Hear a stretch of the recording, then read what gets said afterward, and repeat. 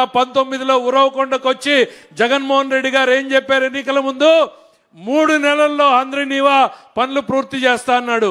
5 సంవత్సరాలలో గంప మన్ను తీయలేనటువంటి వ్యక్తి చంద్రబాబు నాయుడు గారు వచ్చిన తర్వాత ఆర్థిక కష్టాలు ఉన్నాయి సార్, ఈ సంవత్సరం వద్దు నెక్స్ట్ ఇయర్ చేద్దామని అధికారులు అందరూ కూడా చెప్పినా ప్రసక్తే లేదు.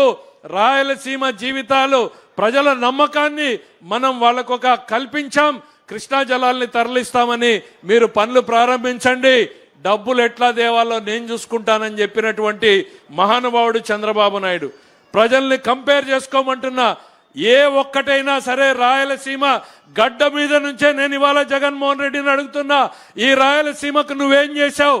కడప ఫ్యాక్టరీ తెచ్చావా? హంద్రీనీవాని వెడల్పు చేసావా? మేం చెప్పగలుగుతున్నాం. కియా ఫ్యాక్టరీని తీసుకొచ్చాం, ఇవాళ హార్టికల్చర్ హబ్గా చేస్తున్నాం, డ్రిప్ ఇస్తున్నాం, స్ప్రింక్లర్ ఇస్తున్నాం.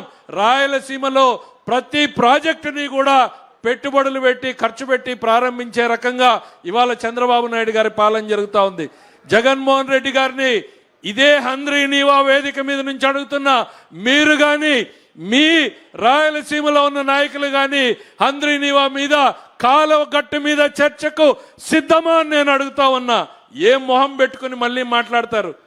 ఇక్కడితో అయిపోలేదని చంద్రబాబు నాయుడు గారు నిన్న 2 రోజులు ఢిల్లీ, ఇవాళ కర్నూలు, నంద్యాల, రేపు తిరుపతి. ఎందుకు ఈ తపన, ఈ ఆరాటం? ప్రజల జీవితాల్లో ఏదో మార్పు చేయాలి, ఏదో వాళ్ళని అభివృద్ధి వైపు తీసుకెళ్లాలి అని.